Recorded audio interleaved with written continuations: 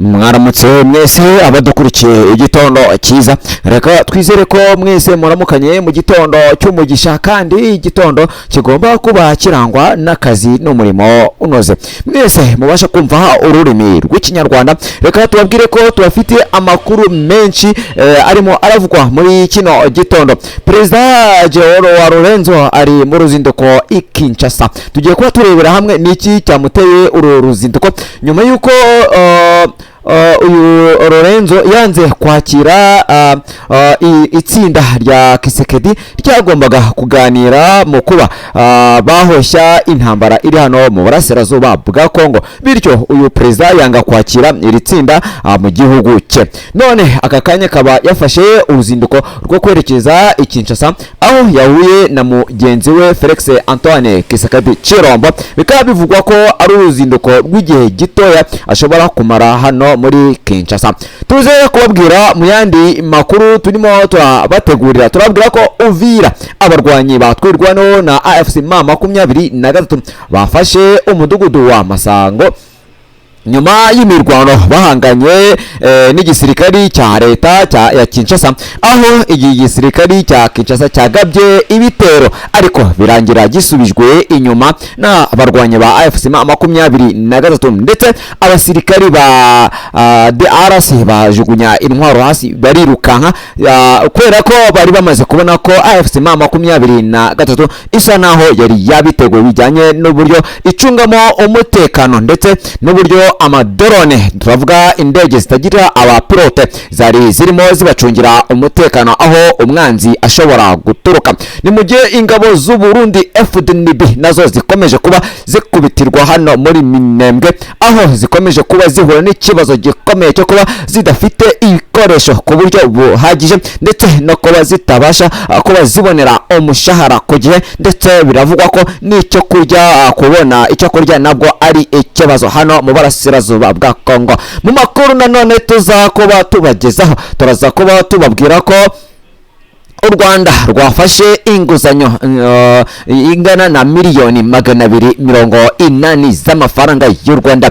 Ese aya mafaranga aje gukora iki? Nabyo turaje tubigarukeho kubera iki u Rwanda nanone rwafashe iyi nguzanyo amafaranga menshi cyane kugira ngo rukomeze ruzamure ubukungu bw'u Rwanda. Turaza kuba tubabwira n'andi makuru ari kuvugwa muri Uganda, aho tuza kuba tubabwira ko Uganda uwahoze ari perezida w'inteko ishinga amategeko agiye kurekurwa. Uwo ni Anita Amonge wahoze ari umuyobozi w'inteko ishinga amategeko hano muri Uganda. Amakuru mwese mwadukurikiye mwumva ururimi rw'ikinyarwanda, ngewe uyabateguriye nitwa Iradukunda Musinemo.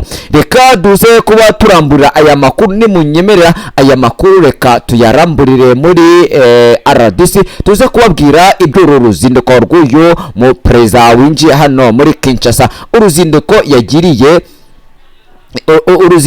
yagiriye hano muri Kinshasa. Nshuti mudukurikiye, reka tubaramburire aya makuru ku buryo burambuye. Perezida wa Repubulika ya Angola Joao Lorenzo yakoreye uruzinduko rw'akazi i Kinshasa kuri uyu wa gatatu itariki ya 26 Kanama muri 2026. Uru ruzinduko rwavuzwe n'ibiro bya perezida wa Angola ku rubuga rugufi cyane, bitewe nuko uyu muperezida ataza kuba amara umwanya munini hano muri Kinshasa. Biravugwa ko rwibanda cyane cyane ku muhango wo gusinya amasezerano yo kubaka umuhora wa Lobito, uyu mushinga w'ingenzi cyane mu bijyanye no guhuza ubukungu no gufungura inzira zijya mu duce dukungahaye ku mabuye y'agaciro tutagira aho duhurira n'inyanja muri Afurika ishyira amajyepfo. Tuze kubabwira ko nk'uko amakuru abigaragaza, Joao Lorenzo wa Angola arifatanya na mugenzi we wa Kongo Felix Antoine Kisekedi Chilombo mu gushimangira iyi ntambwe nshya mu nzira yo guteza imbere mu nzira yo guteza imbere ibihugu byombi ndetse no guteza imbere uyu muhanda w'ingenzi mu gutwara ibicuruzwa no mu bucuruzi. Uyu muhango ni igice cya gahunda yatangijwe uyu muhango ni igice na gahunda byatangijwe ku mpande zombi. tuze kubabwira ko uyu mushinga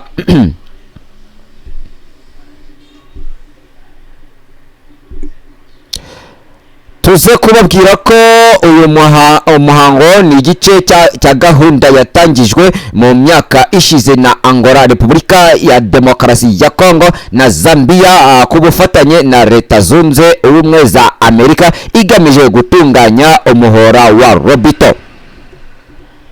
tuze kubabwira ko ni muri urwo rwego kuwa 4 Nyakanga muri 2023 muri Lobito ba perezida ba Joao Lorenzo na Felix Tshisekedi, Antoine Chilombo na Hakainde Hichilema bayoboye umuhango wo gusinya amasezerano agamije koroshya uburyo bwo gutwara amabuye y'agaciro ava muri RDC na Zambia ajyanwa ku masoko yo hanze anyuze muri Angola.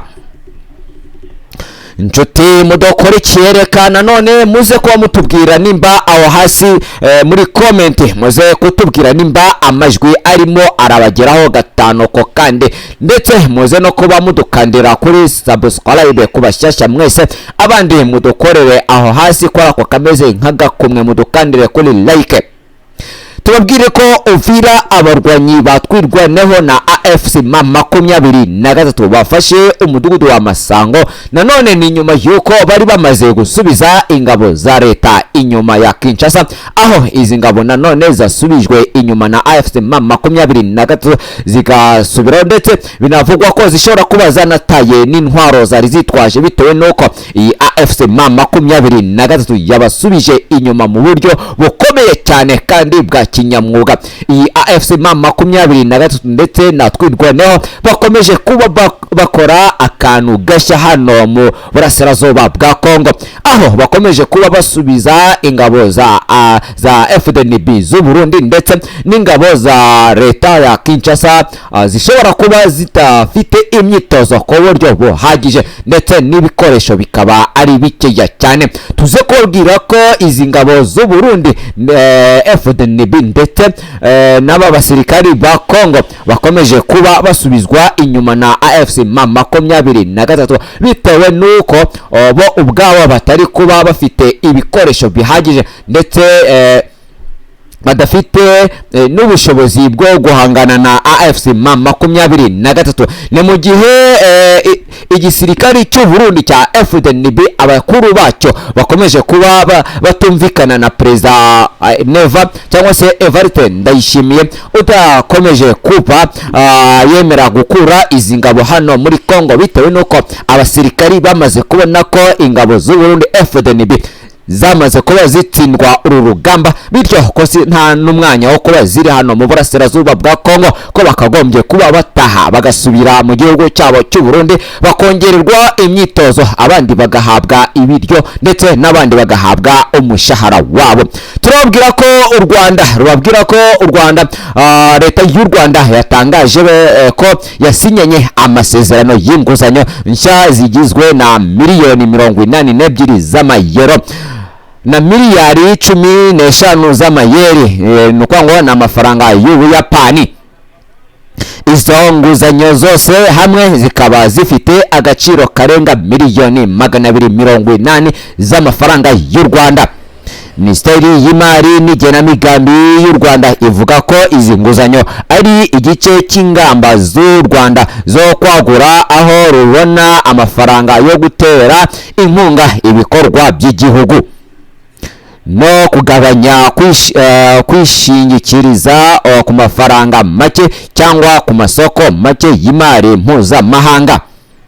Muri iyi nguzanyo nshya igice kingana na miliyoni 82 z'amayero gifite agaciro karenga miliyoni 140 y'amafaranga y'u Rwanda, mu gihe inguzanyo ya miliyari 15 z'amayeni yo akoreshwa mu Buyapani afite agaciro karenga miliyari 130 y'amafaranga y'u Rwanda. Minisiteri kandi y'imari n'igenamigambi ivuga ko iyi ariyo nshuro ya mbere u Rwanda rubonye inguzanyo mu mafaranga akoreshwa mu Buyapani, bikaba bifatwa nk'intambwe nshya mu kwagura umubano w'u Rwanda n'abashoramari ndetse n'amasoko y'imari yo muri Aziya. Tubabwire ko inguzanyo yatanzwe ku bufasha bw'itsinda rya banki y'isi binyuze mu buryo bwo gutanga ingwate bufasha u Rwanda kubona amafaranga ku buryo bworoshye kandi ku buryo bujyanye n'ingamba zo gucunga umwenda wa leta. Iyi nguzanyo izishyurwa mu gihe cy'imyaka 15, ariko u Rwanda ruzatangira kuyishyura nyuma y'imyaka 6. Tubabwire ko minisiteri ivuga ko iyi gahunda yateguwe mu buryo buzafasha u Rwanda kwirinda ko imyenda myinshi yishyurirwa icyarimwe. Turavuga ko ibi bizafasha igihugu kugira gahunda yo kwishyura imyenda nta gihunga, aho kwishyura imyenda myinshi icyarimwe bishobora gushyira igitutu ku ngengo y'imari y'u Rwanda. Leta y'u Rwanda ivuga ko amafaranga azava muri izi nguzanyo azakoreshwa mu ngengo y'imari rusange, cyane cyane mu bikorwa bifite uruhare mu iterambere ry'igihugu. Mu by'ingenzi azashyirwamo harimo ibikorwa remezo, ubuzima n'imirire, uburezi, ubuhinzi, kurengera imibereho y'abaturage ndetse n'iterambere ry'inganda. Minisitiri w'imari n'igenamigambi y'u Rwanda Yusuf Murangwa yavuze ko kubona amafaranga mu mayeni yo mu Buyapani bizafasha u Rwanda kongera inzira rukoresha mu gushaka igishoro, ari nako rukomeza gucunga umwenda wa leta mu buryo bwitondewe cyane. Iyi nguzanyo kandi nshya ije mu gihe u Rwanda rukomeje gushyira imbaraga mu gushaka uburyo bwo kubona amafaranga yo guteza imbere igihugu ku biciro bishobora kandi bitashyira igitutu gikabije ku mwenda wa leta. Kuba igice cy'iyi nguzanyo kiri mu mayeni bifatwa nk'uburyo bwo kwagura amarembo y'u Rwanda ku isoko ry'imari ryo muri Aziya, mu gihe igihugu gikomeje gushaka amasoko atandukanye yo kwifashisha mu gutera inkunga gahunda zacyo mu iterambere. Nk'uko biri kugaragara kuri raporo cyangwa se kuri liste dufite hano imbere yacu. Reka nanone dukomeze tubabwira ko Minisiteri y'Amashuri hano muri Kongo nanone ikomeje kuba ihagarika za kaminuza. Turabwira ko hano muri Kongo, reka tubabwire ko hano muri Kongo nyuma yuko umutwe AFC M23 utumvikana n'abayoboye Kinshasa bitewe n'uburyo iyi leta ya Kinshasa ikomeje kuba ifata imyanzuro twavuga ko iba itatekerejeho mu buryo bwa kinyamwuga. Minisiteri y'Amashuri Makuru na Kaminuza, ubushakashatsi n'ubuhanga muri Repubulika Iharanira Demokarasi ya Kongo RDC yahagaritse amashuri ya kaminuza kugeza igihe hazatangwa andi mabwiriza. Ibikorwa by'amasomo muri kaminuza n'amashuri makuru yo mu miji ya Goma na Bukavu igenzurwa na AFC M23. Akaba ari nayo mpamvu leta ya Kinshasa yahagaritse aya mashuri bitewe n'uko ari kugenzurwa na AFC M23. Iki cyemezo kiri mu itegeko rya minisiteri ryo kuwa 20 Kanama muri 2026, aho minisiteri ivuga ko cyafashwe kubera umutekano ukomeje kuba muke muri Goma, muri Kivu y'Amajyaruguru na Bukavu muri Kivu y'Amajyepfo. Iri hagarikwa rireba ibikorwa byose by'amasomo n'ibijyanye nabyo mu mwaka w'amashuri wa 2026-2027, birimo kwiyandikisha no kongera kwiyandikisha, gutanga amasomo, gukora ibizamini, gutanga amanota no gufata izindi ngamba zishobora gutuma abanyeshuri bahabwa impamyabumenyi. Tubabwire ko amashuri makuru n'amakaminuza byavuzwe muri iri tegeko arimo aya akurikira: ICT Goma, ICTM Goma, ICTA Goma, ISPA ICP Goma, AUB Goma, ISAC Bukavu, ISTATIM Bukavu, ICP Bukavu, ICDR Bukavu na Islam Bukavu. Twavuga ko nubwo ibikorwa byahagaritswe muri izi kaminuza, minisiteri yatanze umwihariko ku banyeshuri barangiza amasomo yabo mu mwaka wa 2025-2026, cyane cyane abafite amasomo atararangiye kubera ibibazo byabayeho by'umutekano muke hano mu burasirazuba bwa Kongo. Abo banyeshuri kandi bemerewe gukomeza gukora ibizamini cyangwa ibindi bikorwa bya ngombwa kugira ngo basoze amasomo yabo mu bigo bya leta cyangwa ibyigenga byemewe n'amategeko ya Kinshasa. Minisiteri kandi yasabye abarimu, abashakashatsi, abakozi b'amashuri ndetse n'abanyeshuri gukomeza kubahiriza umutekano, gahunda n'imyitwarire ikwiye muri iki gihe ibikorwa byahagaritswe.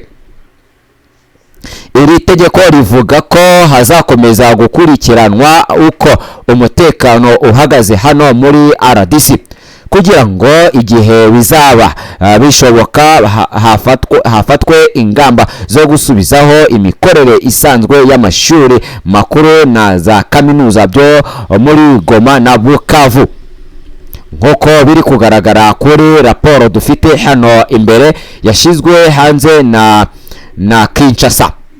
Tuze nanone kubabwira hano, tunyarukire muri Uganda, tubabwire ko Anita Omonge, tubabwire ko Anita Omonge nawe ashobora kuba yamaze kuba akurwa hano muri gereza iwe aho yari afungiwe. Uyu mugore wari amaze igihe afungiwe iwe mu rugo, turabwira ko yamaze kuba ahabwa imbabazi na Perezida Yoweri Kaguta Museveni, aho yamubwiye ko ashobora kurangiriza igifungo cye yari afite hano mu rugo, aho ashobora nanone kuba agomba gukomeza imirimo ye n'ubundi yari asanzwe afite hano muri leta. Nshuti mwari mudukurikiye, ni munyemere duhinire amakuru ahangaha ari kuvugwa none itariki 26 z'ukwezi kwa 8 umwaka n'umwaka wa 2026. Ngiye uyabategura kandi nkanabagezayo nitwa Iradukunda Musirimu. Mwese muze kugira umunsi mwiza n'akazi kanoze. Uwiteka abampere umugisha. Abayisilamu mwese assalamu alaikum wa rahmatullahi wa barakatuhu.